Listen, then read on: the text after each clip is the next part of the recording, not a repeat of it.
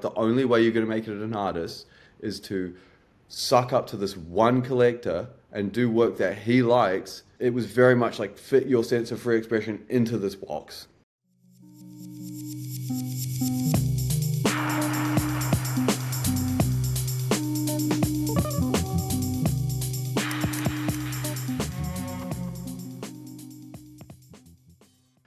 Welcome to another episode of Bench Talk. I'm your host, Tom Gerrard. This week, I'm catching up with Melbourne-based muralist Seaton. Seaton's been painting quite prolifically across Melbourne over the last decade or so, and it's great to chat to him and find out more about his creative journey. We delve into his latest mural, which was done using abseiling equipment, and it sparked a bit of controversy amongst the Melbourne graffiti community. It's was interesting diving into that, and just finding more about his past, his present, and what he's working on going into the future. As always, this episode is brought to you by the Art Career Academy, the online school for the emerging artist. For more information, go to artcareeracademy.com. All right, here we go. Bench Talk 205, Seaton. How you going? Good, bro. How are you? Yeah, good, thanks. Thanks for having me on.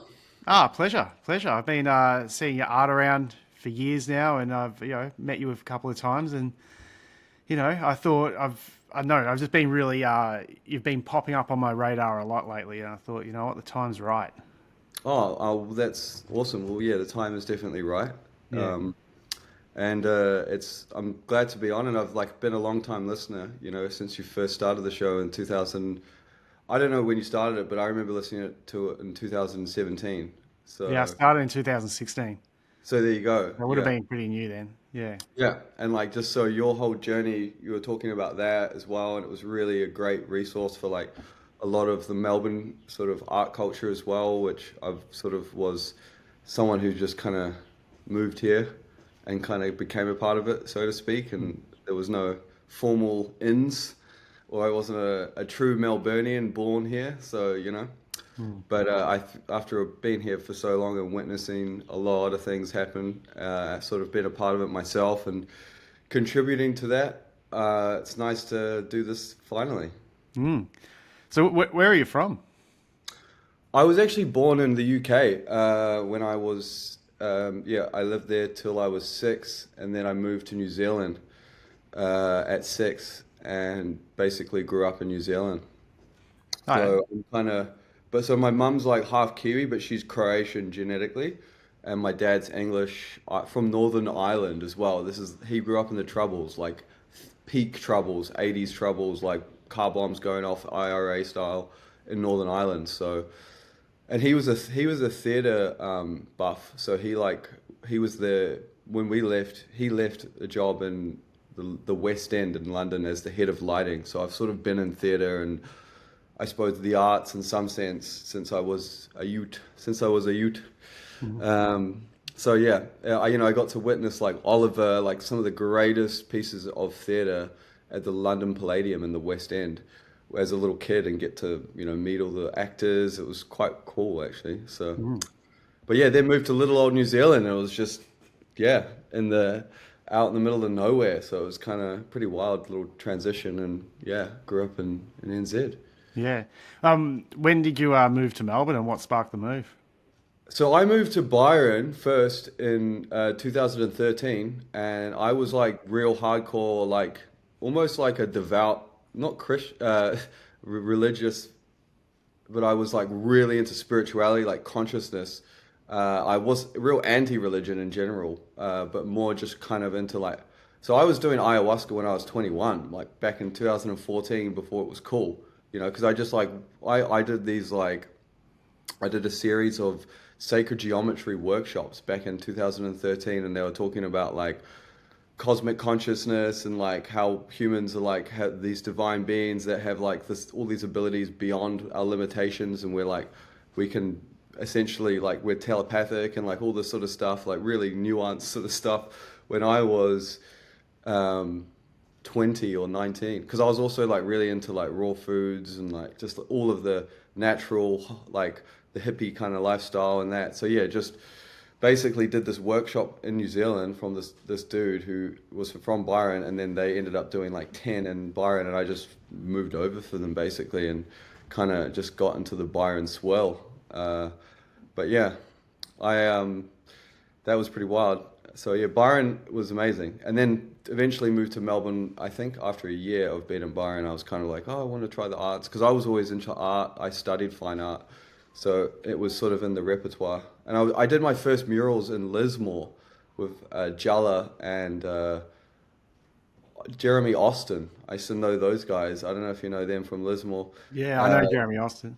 oh, Yeah, you do? yeah. Yeah, yeah, crack up. There you go. Yeah. Yeah. Yeah, I did a So I, mural in Lismore last year. oh, real? Yeah. Because How's it? I was living in Mullumbimby for 3 years, so Oh, that's I was in the yeah. neighbourhood. Yeah, yeah, I love that whole part of the world. It's just stunning, you know. Yeah, magical. Yeah, Mm. yeah. So do you keep up with any of those practices these days, or have you Yeah, oh become yeah, I'm unified? definitely like I mean all of the but I'm more like in the real world, I suppose. I was kind of at that time I was like real out of I was just not grounded maybe. I wasn't grounded into it. So it was like a big yeah, it was a big sort of heart opener, eye opener moving to Byron, that whole thing. And then I kind of needed to come into the big city to ground something into reality, I felt, because I saw a lot of people just sort of. I don't know, I always heard this when I was in Byron that the Aboriginal people would never actually live in Byron, that they would go there to heal and give birth, but it was too, like, the energy was just too feminine or like creative in the sense that they just couldn't Mm. live there. I don't know, that's what I heard when I was there from multiple different people. Yeah, I heard the same. I heard it was also a meeting place, is where the different tribes would come and meet, but no one Yeah. would live there, and Yeah. that and someone said to me as well that over time, like it has that area has a tendency to spit people out. Like, you know, you go there, you experience what you need to experience, and then the environment will just sort of say time to leave. And I remember being quite new to, like, I've probably been there for about a year. And I thought, oh man, it's not going to happen to me. Like, I'm all set up here. I'm not going anywhere. And then like 3 years later, it was like a light switch just happened, and then just made the decision to move back to Melbourne. It was perfect. Like, I experienced what I Wow. needed up there, but then being back in Melbourne, I'm exactly where I need to be again. It's That's awesome, amazing. dude. Yeah, it's Yeah, good to have you back in Melbourne, to be honest. I was sad when you and Adnate moved up there. Adnate's yeah, still up there, obviously. Uh, yeah. he's loving life, I'm sure. So, Oh yeah, he is. Yeah, yeah, yeah. it's a good It's different spot. up there. It's great to be in the mix again. Yeah, I feel like my business as an artist is much busier being in the city. Like, you yeah, can just like bump into people and have conversations, and projects yeah, open up and all that stuff. And I felt that exactly. up there, not that much was happening. It was all like lots of Mm. online conversations and things like that. You know. And going to the beach, which is Yeah. great, Yeah. which I is love a awesome. good business lunch. Oh yeah, you love a good business lunch. Yeah, yeah. I mean, you can do that there, but you end up spending like everyone's so darted all over the place, and it is a transient place because, but it is yeah, it's definitely got its own little vibe, I suppose. But yeah, nothing like the city, Mm, nothing like the city, you know. yeah. Yeah. So, like, what drew you towards art? Did you feel that the arts was something that you wanted to pursue since you were young, or did it like, come into your life in a certain way? Yeah, I mean, I've been big into art since I was like since I can remember as a kid, and yeah, just art was a big thing that was I was into, and I remember doing this like kind of floral, kind of ferny sort of thing that with colored pens that my mum was like, "Whoa," and I like the teachers were like kind of really into, you know. So there was a few moments of like me showing a lot of interest in art to at school, and then I went to high school in New Zealand, which was just like rugby boys' school basically, you know what I mean, like. And then like being into art was just so like avant-garde and so like you were just very small amount of people and like even people who are really good at art just would never take a career in art because it was just and we had this kind of this teacher. I remember she showed us a lot of like spray paint techniques, and we did a little bit of spray painting and stuff at school. That was kind of cool.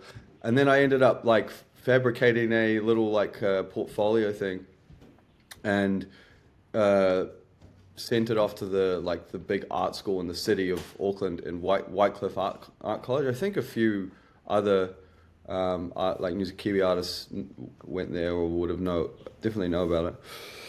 So I went there, and uh, that was sort of, yeah, basically when I went to art school there, that was my entry into like the proper art world, and I studied fine art there. So that was like I got a scholarship in, but it was like a small little scholarship, and basically did 2 years at that art school, Whitecliff College of Art. So I saw like the whole fine art establishment lens, and like then I went and did my major in fine art and got a taste of that, and then I got kicked out of art school because I failed basically. So that was a big moment, and I ended up becoming a signwriter for a year. That gave me some really good like real world skills. Then I was like, there's too much plastic. I can't do this plastic business. It's just all plastic. You know what I mean? And then so I left signage and went into like organic food, and that's when I moved to Byron and then Melbourne, and then started spray painting and doing stuff in Melbourne because I sort of like witnessed when Hosier Lane was like a vibe back in 2014, and like Putos and stuff like used to paint it. It was like I remember that was the era, and then like no one would get capped that often. Like pieces would last like a couple of weeks. You know, this is 2014, and then yeah, that just sort of motivated me. And the big factor, I ended up getting a little wall like out in the powerhouse in Geelong. So in Geelong, that was like a real the powerhouse was just this thing that just emerged. And I think it was, yeah, 2015, 14 kind of thing. I think when like Roan and like Mayo and all the Everfresh crew went out, did all those like, and Adnate did a piece out there, DVA, I remember, Destroy, who else was doing mad pieces out there, like insane pieces? Uh, DVA, did I say that? There was just so many awesome pieces out there that kind of just really was like, wow. And then Ian, the guy who was organizing it, like gave me a wall, and that was cool. And I got to meet Medax. That was also when I first met Medax as well. When I ran out of paint, and he gave me a can of black and was like a real ledge. So when hearing of his passing was quite sad, you know, because he was just such a generous guy. But anyway, I digress. So yeah, the powerhouse was sort of like the big thing where I was just going out there every weekend and just painting that abandoned building, and then got into the whole abando culture and graffiti culture sort of through that, but more in the realm of like painting murals. I actually was living Southside in St Kilda for ages, like basically from 2015, 16 till all the way to 1920 kind of thing. So I also did pieces with Baylor down there as well. We did quite a lot of stuff around, and I started doing a lot of pieces in South Melbourne in 2017. So yeah, that's sort of a little bid of how it all ramped up to get to where I am now. Yeah. So, like, got a few questions from all that. One, how did you get kicked out of art school? Were you just not showing up or something? Or? I was taking a lot of mushrooms, you know, Yeah. like a lot of mushrooms. Like we're talking, yeah, like this. I was like picking them at this local bus station, and we were getting like fucking like subs like that big. It was epic, and I just had this big cosmic awakening, and that was pre-Byron, and I just kind of like the mushrooms just kind of opened me up, and I don't know. I was just kind of really into like some real out there things. I was reading books on like channel books on aliens and like chat like cosmic sort of stuff that was about like how we are like much more than what we've been told as human beings. And that was sort of the mushrooms were speaking through me. I had a lecturer who was like really sort of hippie minded, and she guided me at that time. But I got kicked out because I basically was. I feel like I was trying to do something that they weren't. They were trying to gear me to be like the next, you know, Auckland contemporary fine artist who would like do artwork that was just like sort of abstract sort of range of artwork that would appease this particular collector, the Wallace collector. And it was like everyone was gearing themselves towards this guy's really stylized type of work. And, you know, I was making really different work that was not that, and they weren't exactly into that. I think there was an aspect to that. I'm not gonna lie, I do feel like they were gearing me to be this particular, like they were like, the only way you're gonna make it an artist is to suck up to this one collector and do work that he likes, you know, and then that was it. you know, and there was just no like your sense of free, like, you know, free expression. It was very much like fit your sense of free expression into this box. I don't know. So I kind of, and I also take full responsibility as well. I'm not blaming them, but I do think I also was just really out there from all the mushrooms as well. So yeah, I think that's why I got kicked out. But yeah, Yeah, best thing that ever happened to me. So, you know, these things happen, eh? yeah. It's no, I like I do feel that with there's like if you look at art history and you're trying to replicate art history, it's all you're ever going to get is like the same stuff, or maybe like a new combination will come out of it and things like that. But yeah, I've just like I've spoken to other friends who have been to art school and they had like a certain style hammered down their throat, saying I have to paint like this, and I just think it's you're going to get better results if you let the individual find their own creative path, you know, and just sort of guide them and show them stuff instead of forcing them, you know. I Yeah. mean, this is the thing, and now like they never predicted any of like the rise of like social media and like all of the way that art is done now, especially it's like affiliate marketing and like all those sorts of things is just totally was not predicted. Everything was just under the establishment. You were so subject to whatever powers were at B that you could, you know, and there was no sense of agency or sovereign kind of running your own thing as well. That and you could get your own, generate your own clients and that sort of thing. That was just, it was just like, nah, everything had to be done under the auspice of the gallery, you know? Yeah. So, Yeah. So with like with the name CTO, when did that come into play, and where did it come from? well, I actually been called Cedo for ages, just because my last name is Seaton. So, people just call, yeah, I just, Oh, Cedo. is it CTO, not CTO? Yeah, well, it's always been Cedo, and I like people have Ah, just turned it into CTO, and it's kind of funny. I don't know. I just, yeah, I but guess I kind all of roll with it. I'm just like yeah. whatever, you know. All right. Oh, sorry, CTO from now on. Yeah, you can call me Cedo. Yeah, I mean, a lot of people do call me Cedo. They just, yeah, it's just like a thing that's where it sort of came. I know it doesn't really make grammatic sense, but does it need to? I don't know. Yeah, No, no. yeah, It's that's the beauty of aliases and nicknames and all that. You get to just make them what you want, you know. exactly, dude. Yeah. Yeah, because yours is Aeon, really, isn't it?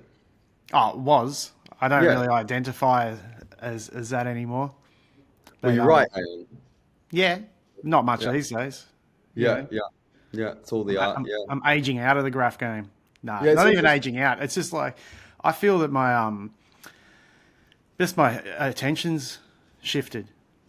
Oh yeah, I feel yeah. like even when I go out and do a piece these days, it's like I don't know, I'm like tapping into this former version of myself. It's like, oh, this is what I Mhm. used to do when I was younger, and it doesn't excite me as much. I feel like I'm more like going with the motions, you know, fill it in, outline, highlights, background.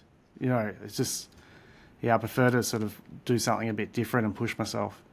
Yeah, right. I like Yeah, that. That's yeah, cool. Well, I mean, you always see pieces everywhere, so you never lose it. You know, you're just like constantly surrounded, especially being in Melbourne. You see mm, so much graffiti everywhere, and there's always new pieces going up. You know, so it's just like in your, I don't know, at least I see it everywhere. So, um, yeah, yeah. but as But far as actually painting pieces, yeah, that's a whole different. yeah, I still love it. I still have to look at it. Like I follow who's who in the scene and all that, and Oh yeah, I yeah, hang out with writers, and you yeah. know, I just and even like go out and paint with them a lot. But I just prefer. I know I'm sort of turning into someone who'll paint something. I'll do backgrounds and characters. Right, I was never that guy when I was growing up. You know, when I was right. growing up. There you go. Yeah, That's but, crack up. but yeah. But yeah, I was just like I was one of the things I wanted to ask you actually was about that. You've just had a little, like I guess, Running with the graph world, running yeah. with the graph world with this big Yeah. Kensington Oh, mural. I mean, I've been involved in the graph world heavily, though. I feel like since like I'd been doing pieces with Baylor, like in Yeah, 2017. So this is no like new thing, but everyone thinks because I'm talking about it online that it is new, you know? So yeah, no, this has been wild because so I was actually hit up to paint that wall like back at ages ago in like 2021, and there was literally no, there was no, there was like one fire extinguisher piece on it. There was no like abseiling pieces from S Rock and Pam on it. So I was like, sweet, let's go. And like we just like actioned going ahead to do this piece.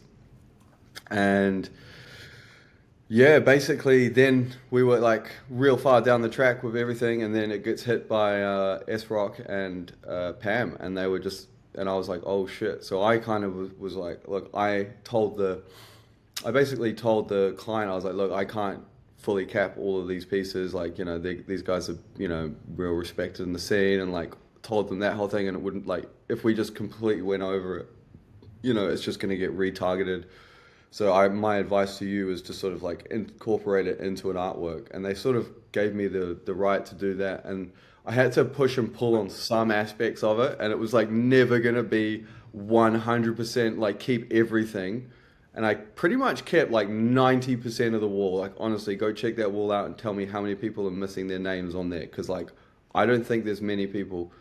Uh, Literally none. Like even Dank, who did the fire extinguisher piece, has his piece like right in the front, so you still see it, and all the pieces down the bottom. And yeah, we capped half the S Rock. That was the one thing that has just been like the bane of my existence lately, with all the comment sections and everything. But I suppose I've talked to S Rock about it for ages, and we like came up with an agreement, and he's like happy to. I literally hooked him up with so much shit. So he said we're good. Like I went out of my way to sort of address my grievances, and like look, I've been capped like so many times. I've had people cap me in New Zealand. I did a piece in New Zealand in 21, and then Owen Dippy just capped it like a week later. Just did a full mural over it. That was wild. So like it's just like I still left most of it. So and S Rock hasn't even wrote S Rock for like that long. He's been writing something else with an S. So it's like a homage to him. So in that sense. So I did. It has been a lot. So I kind of felt like sure I could not have painted it and just left it, but hey, I did. I felt like I added to it and made it better. So what are Yeah, you gonna do? exactly. I had a similar wall for like happened to me last year. Like Oh yeah. yeah, like the whole thing, like it was all lined up, all ready to go, and then you just finalising the designs and all that sort of stuff, and then someone went and did a big roller piece on it, and it's just like Mm. and they're up as well, and you know, and like I just went over it, but at the same time, If I you can burn it, as isn't that what it is? If you that's can the burn thing it, though. you know what I What I mean? was If you can burn it, like Yeah, what I was planning on doing was way smaller than what I did. And then yeah, because I had to go over someone, I had to speak to the client and just say, look, if we're going to go over this, we've got to do it massive and make it, and it's got to be really good, and it's got to be unquestionably, you know, like own the spot and be yeah, there. yeah. And like I knew I was going to cop some flack over it and all that, but hey, it's sort of part of it. And I Even like spoke to the Shem writer. like online. I've been looking at like Shem, like the Mm, OG graph guy from Melbourne. Like even the graph guy's like, "Oh, you're selling out, bro. You're selling out for money, bro." It's like, dude, I've got to pay my like mortgage and my kids and shit. Like, you know what I yeah, mean? It's just like, yeah, where's the lack of like complete lack of understanding there? But mm, this is the thing in the graph world. It's like this all or nothing. It's like you're either, and I see this because I know a lot of, I know like S Rock and stuff, and we talk about it a lot. It's just like they're like in this mentality of like, if as soon as you do art, you're just like, and this is only in Melbourne as well, because a lot of like MSK guys are all artists as well in the US, and there's this big sort of convergence of street art and graffiti. When I was there in Miami, I didn't feel the same sense in Melbourne, where people are like, you're either a purist grapher or you're a toy street artist. Like, like that is kind of, it's just like this weird thing in Melbourne. I don't know. I mm. didn't, did you see that? I don't know. Yeah, yeah. Melbourne's the worst for it. Like It because for is. instance, I've got this wall that I painted just on a cafe near my house, and it's like I've been painting it for years, and I did a wall with my friends, and we didn't do any graph pieces on it. We just painted, like a mural, and Hmm. it just kept getting hammered. We'd touch it up, it would get hammered, and we'd touch it up. Now, 3 years ago, I spoke to the owner and said, "Oh, he's just like, how do we stop this from getting hammered?" And I said, "Oh, let me and my friend do some pieces on it." And we did pieces on it 3 years ago. Not one tag or anything, like nothing has touched it. Yeah, right. And it's like same artists doing the same things, but it's like if you paint anything other than letters, you're just going to get gone over. And it's just Mm. really frustrating. And I don't know a way around it. And it only seems to happen in Melbourne, you know. It's only some areas in Melbourne, like Fitzroy, Brunswick, Collingwood, you know, those kind of Oh, like, it's I don't all know. over because this was Southside, you know. Oh, real? Yeah, yeah, What? hmm. I've never found the South Side to be too bad in that sense. Yeah. It still happens. People travel. You Maybe, know? maybe I suppose Chapel Street. Chapel Street has a big graph community there, so that. Yeah, Hmm. but I think, but you know, this whole conversation, I get the argument if it's like a legal paid job and they've gone out there illegally and painted Hmm. it, but then you've gone over them and all that sort of stuff.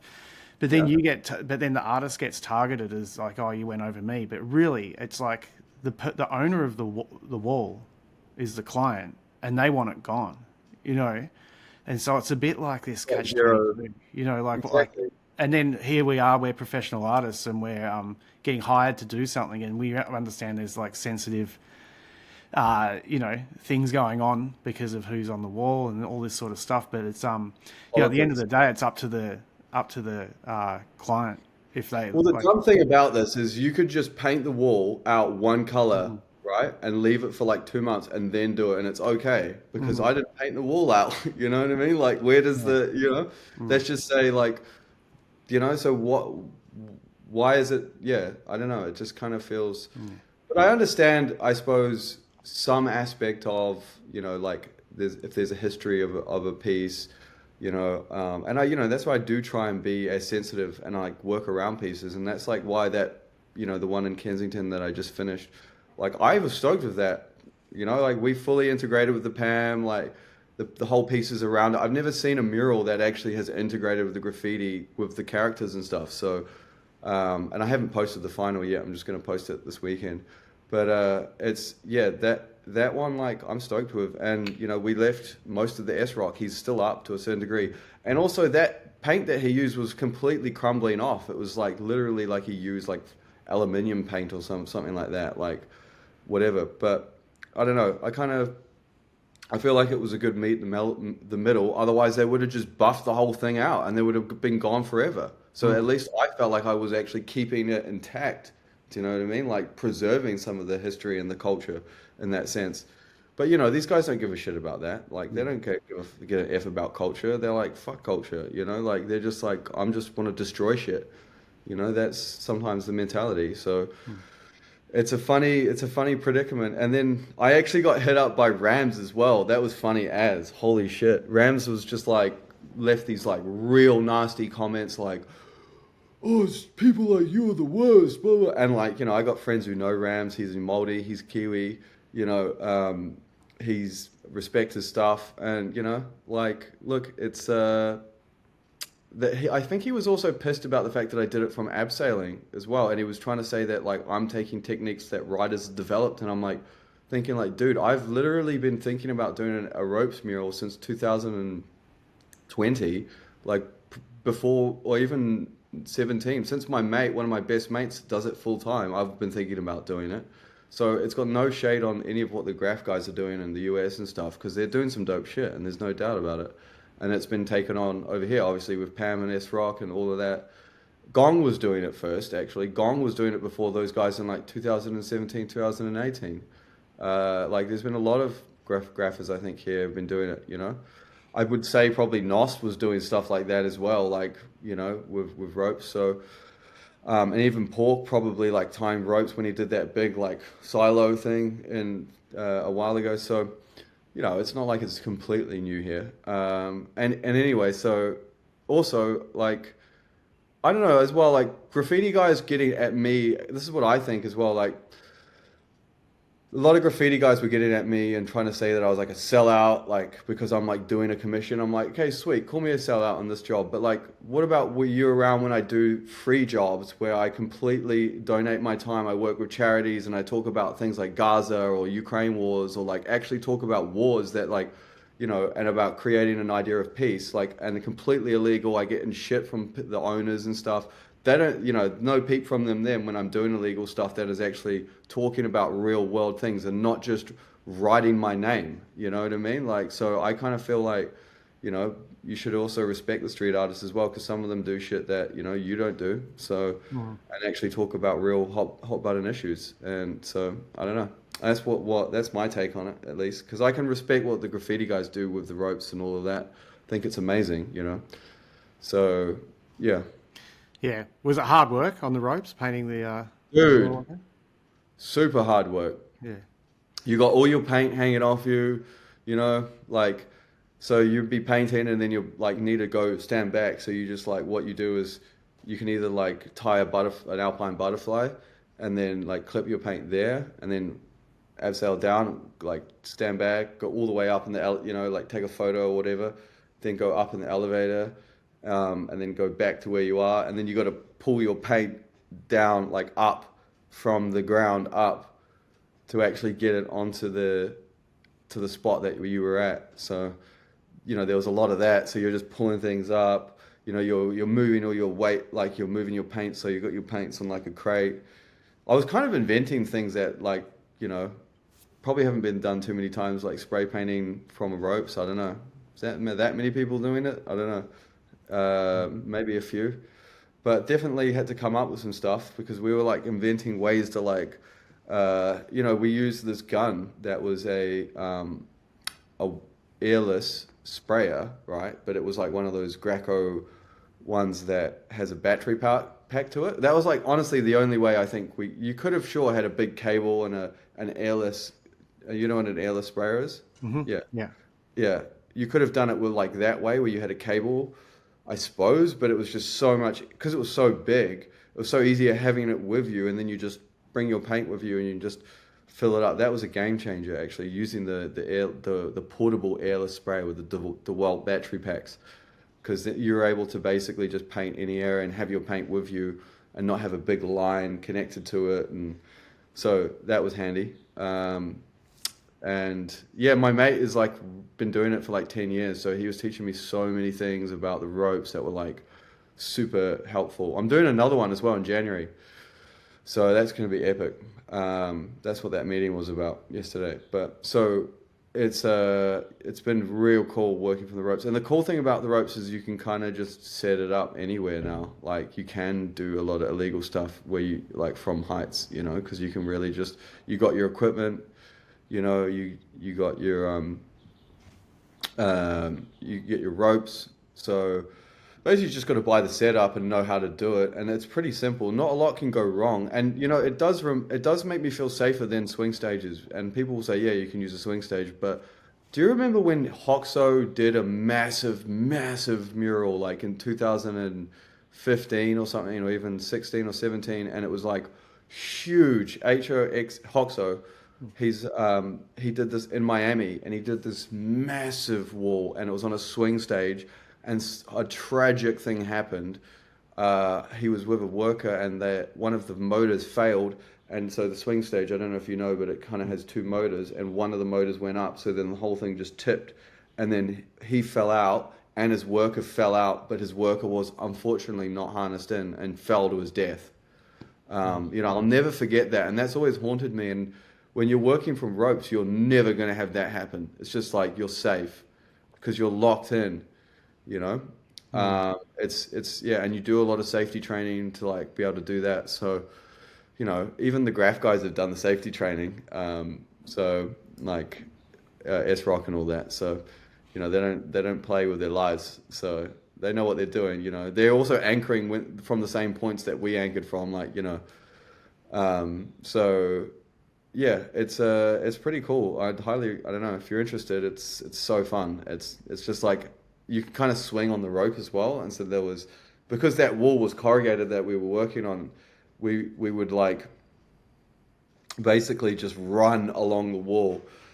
And I was doing my lines just like on the actual swing of the rope, you know? It was real fun, stuff like that. Or like you just swing out and hit a point, and then, because that was the thing, you couldn't move left and right as much, in the sense that you'd just be on your one like area where your center of gravity was sort of pulling you in accordance to the where your ropes were tied, and then you just maybe moving along.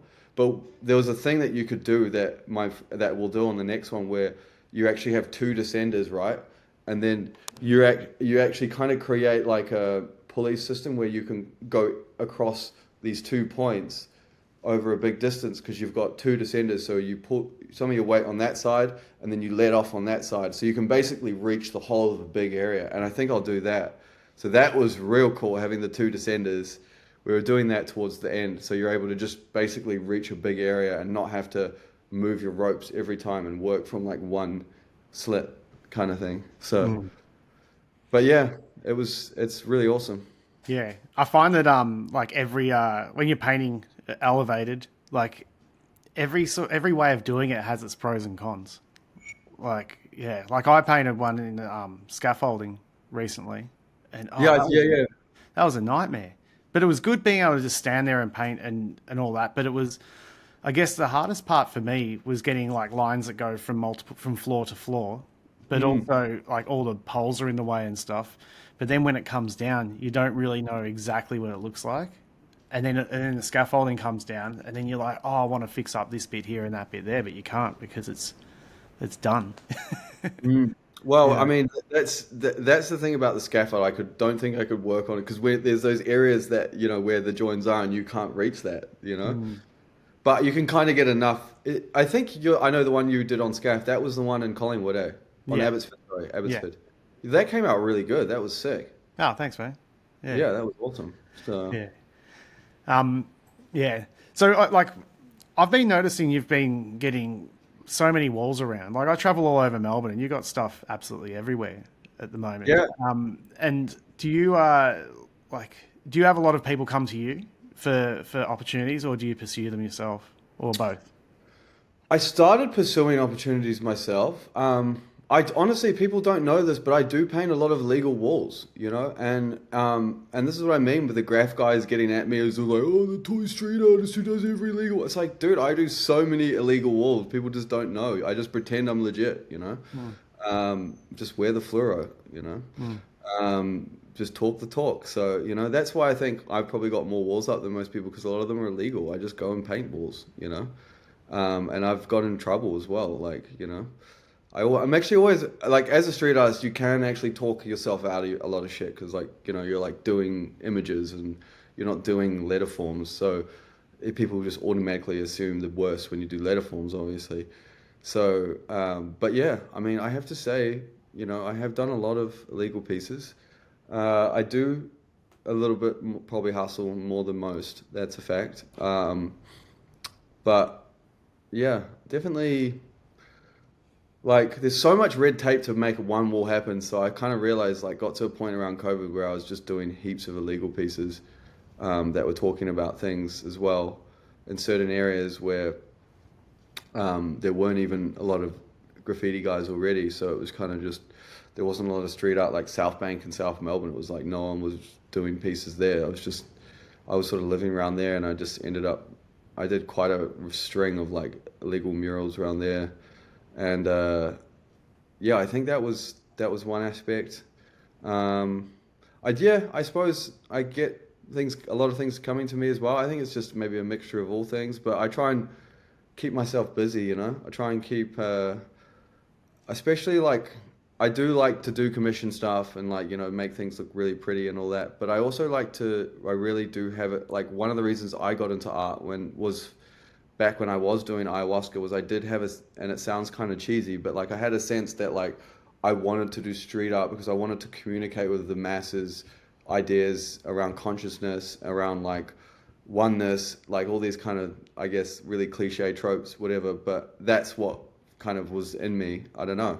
And just like talking about things that maybe a little bit more esoteric, because I just saw everything so like everyone's just in this like boxed in reality, to kind of like go beyond that frequency sort of Yeah, so I feel like I don't know, I've kind of taken that approach, and like I like the idea of like what Banksy said around the sense of, the advertisers are. I know there was actually a really good quote which I think I can't remember. It's like I don't know if it's Alan Watts, it's one of these people, but it's sort of talking about like alchemy and like what magic actually is, and what magic actually is like alchemy in the sense that it's kind of like communicate, like you're basically using shapes, symbols, and forms to manipulate and shape and change consciousness.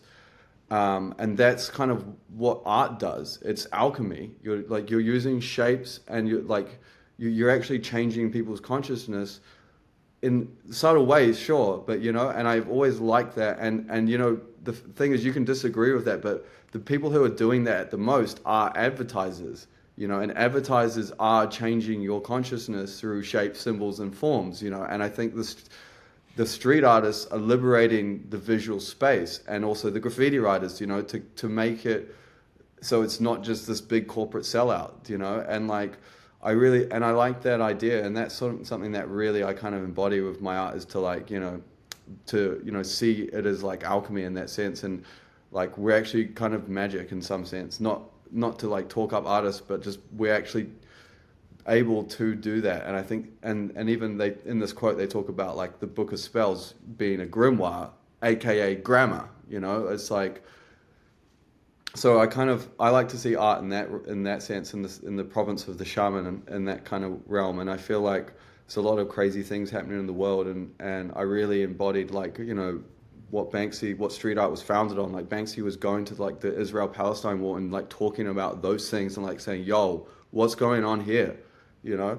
And I think that's what like the powerful aspect of street art, and it has sort of been reduced into this commercialized, and it's all about me and here's my art and it's all about me, rather than like actually the issues at hand in the world, and having that kind of activism fed into it. So something I really I feel like we need to embody more as street artists, and not just like be these kind of commodified sort of you know exemplaries of the art world, like actually still embodying the element of like awakening people up to how awesome we are as human beings, and we've got way more in common than that which separates us.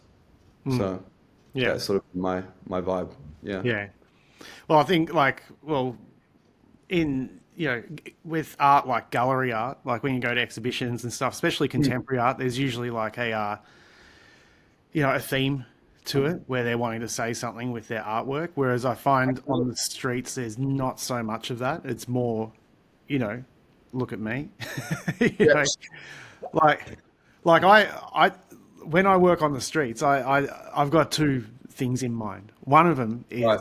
is I really enjoy doing this, so I want to do it, and I enjoy the act of doing it, and I enjoy Yeah. seeing it afterwards. Like, and every time I go past it, it's like a dopamine hit or whatever.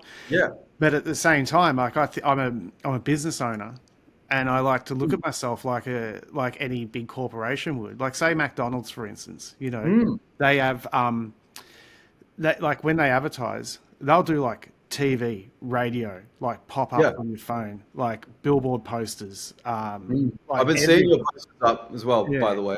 Oh, thanks. But they're Yeah, mad.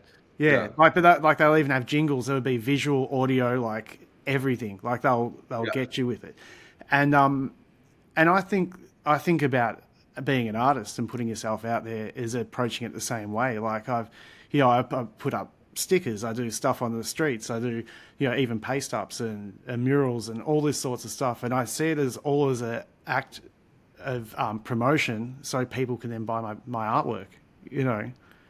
And yeah, it's just a different way of looking at it. Instead of Oh, being absolutely. Yeah. yeah, But but it's also everyone's got their own way of looking at it because it's for them, But like that's yeah, how I like to look at what I yeah, do, you know. absolutely. But that the thing is that that's one thing that I've always loved about Melbourne, when it's like people are just putting themselves up, and like, especially in the street art world. And it's like, yeah, it's like that, even just in that in itself, like I'm here, but you're still you're existing outside of your independent self, that's not like, under some kind of McDonald's ad or whatever, like there's just like this unique, like from the ground up kind of culture that's just coming out, and you're seeing it on the street, and that's just like makes your day like better, Yeah. and that's something I really love about art as well in that sense, you know. Yeah. But I've been loving doing those paste ups though, because I was thinking, it was so weird how they came about. I was chatting to my friend, and I was talking about how it was like, in like 2004 ish, 2004-5 era, like paste ups were up everywhere. There was a whole bunch of people doing them. Like Perks was doing them, Roan, Sync. Like there was a lot of people doing them, and there's not many artists really doing them these days. Oh, you're right. Like, You're right. yeah, and then I was chatting to my mate. He goes, "Oh, I used to do that for a living, put up the rock posters and stuff." I said, "Oh, really?" And and he got me a hookup for printing. And then Oh, really? and then we went out and did them. And he's a photographer and got some stuff together. And yeah, we just went out. And what's that, sorry? You gonna do any more paste up hits? Oh yeah, I just got I'll totally another come out order. with you. Yeah, I just got another order done. But like I actually got called up from the public arts guy from the Melbourne City Council, and he was a bit like, just sort of asking me about it and what I'm doing and all that, and I wasn't sure, like at first I wasn't sure if he was having a go at me or not, telling me not to do it or to pull my head in or whatever. But I said to him, I go, one of the inspirations for me actually going out and doing them was over the last election. I was looking at all the paste ups going around Melbourne, and the Liberal Party, the Labor Party, the Greens were all doing paste ups, and so was Telstra, the NGV, like all these like big institutions and corporations and political parties. They're all using this medium. It's like, as artists, why the hell can't we? That's dude, and we should be. I've done a few paste ups. I've been doing a few myself as well, but not near getting the. I need to get the printing hookup because I just was. I don't think I have the. I need to get that. The right printer. It's the right material. Is it the right paper you got to use as well? Because the paper I was using, I don't think was rolling. Oh, I don't know. For me, it's the right price, and I got that. Yeah, that's true. So I don't ask any questions. They just get done for me and show up. So I'm not complaining at all. I'm not asking about paper quality and stuff. No, it's just like getting because they use the potato starch because I've also, they use that stuff you buy from Sweden or whatever it is, and it's like this big bag of potato starch, but you got to get the right kind of. I've done a few. I've been doing a few out actually, and I want to get more into it. But yeah, it's a good point actually that it's been used now by these like mainstream outlets, and it's kind of strange. Whereas that never was how it was intended, Yeah. Yeah. It's so much fun, and it's so innocent, Like I had people pulling up and asking me questions on the streets while we were doing them at night, but it's like it doesn't matter. It's like you're putting a sticker up, Yeah, exactly. Yeah. It's not like you're bombing a wall, like Yeah. a different quality to it, or Exactly. doing a roller hit, Yeah. Which you can get. I was doing paste ups once around the city, and a cop came up to me and was like, saw me with a roller and a bucket, and was like, pulled me aside and was like, "What are you doing?" Like, came over. He's like, "Show me what you're doing with that." And I showed him the paste ups, and he was like, "Oh, all good, no worries." The cop was sweet with it. He was totally cool with a paste up, but if I was doing like a roller hit, I would have got thrown in the back. Yeah. Yeah. Hey artist, it's Claire here from the Art Career Academy. If you've been creating for years and you know it's time to go all in on your art career, then Tom and I are here to support you. If you're ready to grow your visibility, build more consistent income, and step fully into life as a professional artist, that's exactly what we help with. Our signature program, Going Pro, is designed for artists who are ready to up-level. We support you with the clarity, confidence, and a solid plan to turn your creative practice into a thriving career, without the burnout or second-guessing every move. At the Art Career Academy, we're all about raising up the art community and showing what's possible when artists back themselves. So to get started, grab our free Creative Cashflow cheat sheet. It's packed with 20 tried and tested ways to make an income from your art. Head to artcareeracademy.com to download it now. Okay, let's get back to the episode. Seaton, you ready for some rapid-fire questions? Yeah, sure. Let's go. All right. Let's get into it. So, what's one medium you love to work with? I'd like to work with light, like AV, and like sculptural installation as well. Like, as You, in one medium that I haven't worked with, or that I would like to work oh, with that you'd new. like to work with, yeah. Yeah, I think more in the AV realms and doing something integrated with painting would be really cool. Do you do much exhibition stuff, or is it Yeah, mostly just yeah. mural? I did. I've done a few. I did one like last year. I sort of kind of independently do them because I like to incorporate those things as well. And not a lot of galleries have the space to do that. So I try and do shows. I did this big show in 2021, where I had a big 1,000 square meter warehouse, and we had like massive projectors in there, and we did a sculptural installation like made out of like foam that was rendered onto a wall, that looked like part of the wall. So I do like to do stuff like that. So I think something like that's going to be brewing soon as well for me, probably in early next year. So Yeah, yeah, but cool. yeah, I think more in the sculptural realm. I'm actually doing a whole bunch of sculptural installations this in the next six to 8 months. So watch this space. Cool. What's one skill you wish you had? Uh, Sculpt carving with like marble, being able to carve like marble would be pretty cool. Yeah. That would be really awesome. My uncle actually carved a statue of an alien on the River Ganges out of marble. That was pretty wild. Wow. So maybe I've always admired that. Yeah. What advice would you give your younger self? Uh, don't um, don't worry what other people think as much. Yeah. Yeah, I'm starting to learn that now at my age. Yeah. It's Well, like, it's a constant work in progress, dude. You know, it's I so found easy. as well that people, like a lot of artists I speak to who have transitioned out of the graffiti world into the art world are Oh yeah. crippled by what will they say. And I said, Yeah. who's they? And they say the other writers. What are they going to say? And it's like, well, do you want to pursue art? And it's like, yeah, I really want to do it, but like, what will they say? And it's like, fuck 'em. Like, Dude, man, I've seen yeah, so much of that, far yeah, out. yeah. Do you keep regular work hours? No, not really. I'm kind of all over the show sometimes, but I can keep regular work hours when I've got staff working on jobs.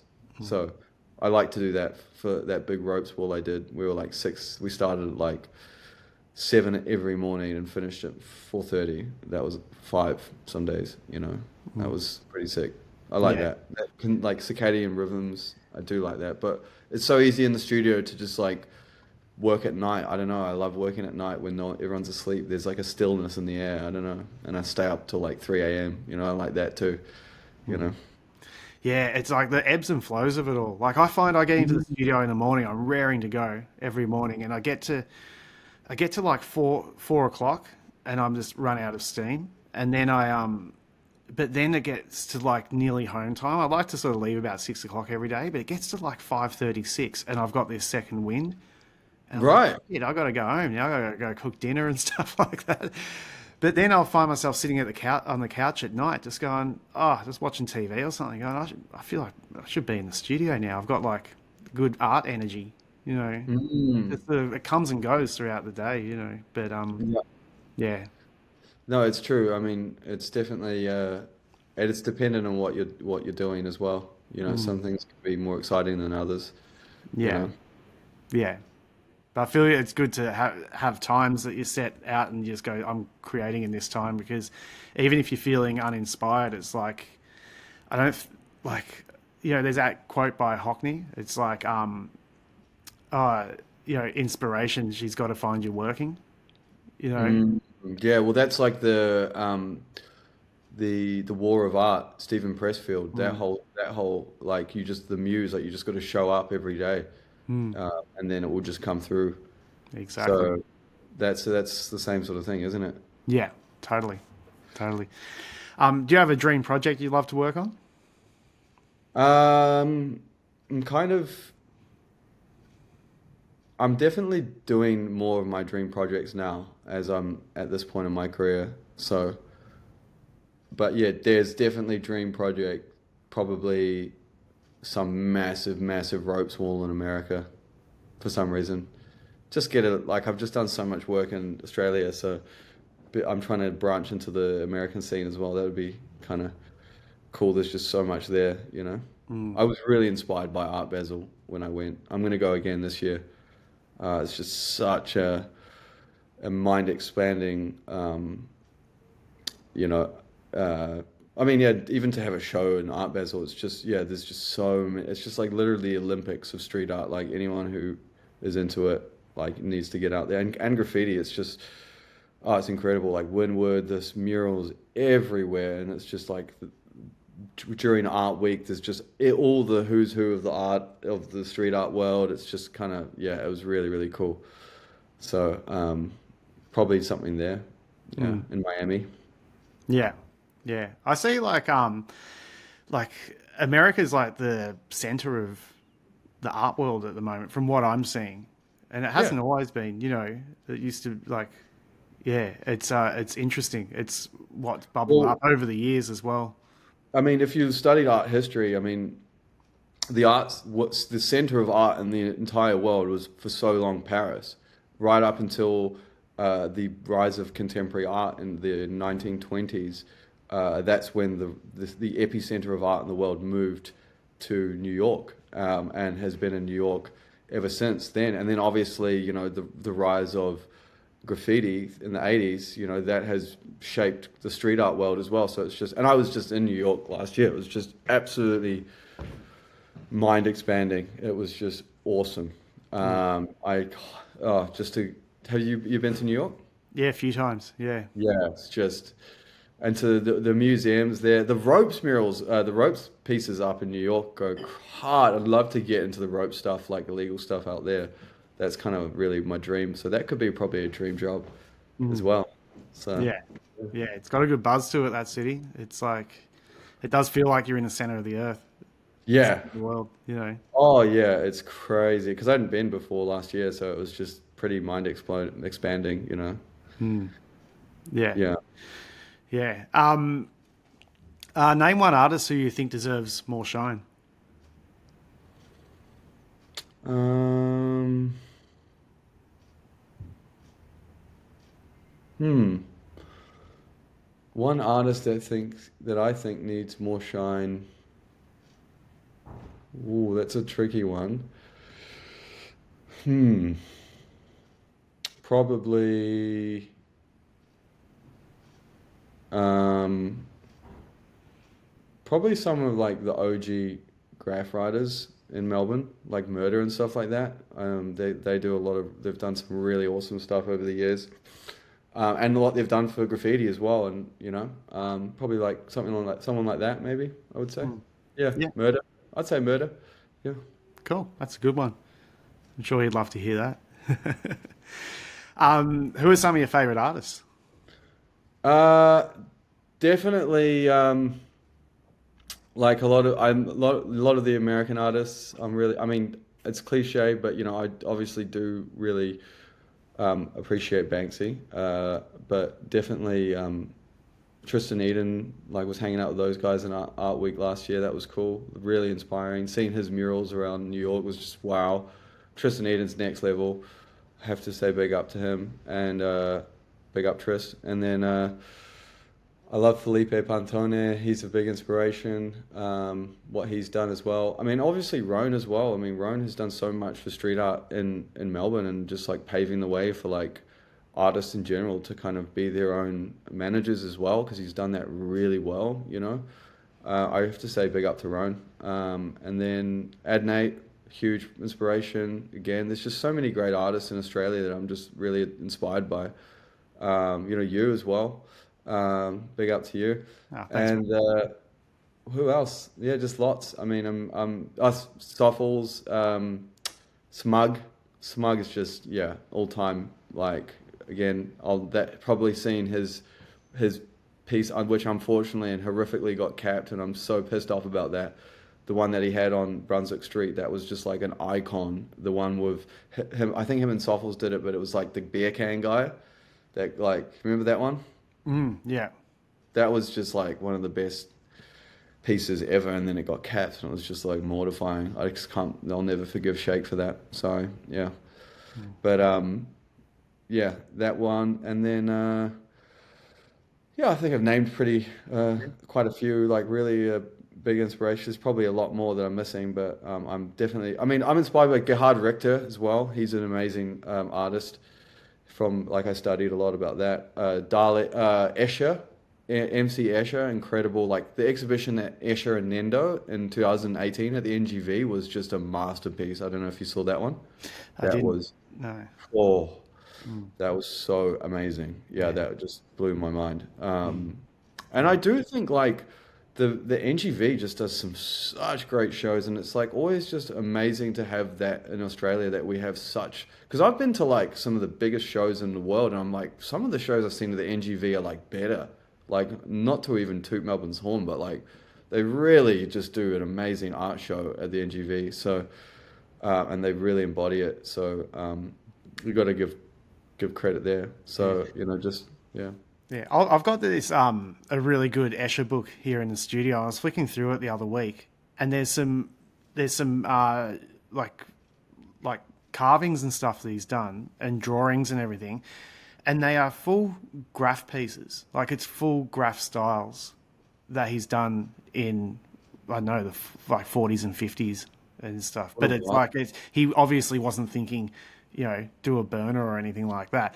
He was thinking he's just sort of coming up with his own styles and using mathematics and all that sort of stuff to, do his thing. But you look at them now and it's like that's like a graph outline that he's done, Yeah, but it's not wow. letter based.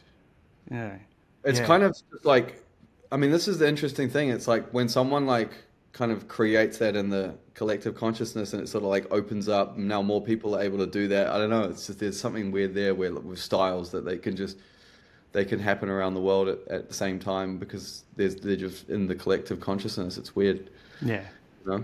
And totally. that's why New York was a big factor there. Sorry, just to interject because with the rise of contemporary art was just like blowing everyone's mind, and it was just like, yeah, that's when the shift moved, you know. Totally. Do you have any future plans or projects in the pipeline? Oh, so many. I'm doing like an actual sculptural installation. I'm going to be doing like my first proper sculpture. So, but it's like kind of like using imagery in this weird way and like algorithms. So I'm moving into that world, and I'm doing this next huge big ropes mural, and I think it's going to be like an amazing vehicle to talk about Aboriginal awareness in Australia, but also just some of the to like help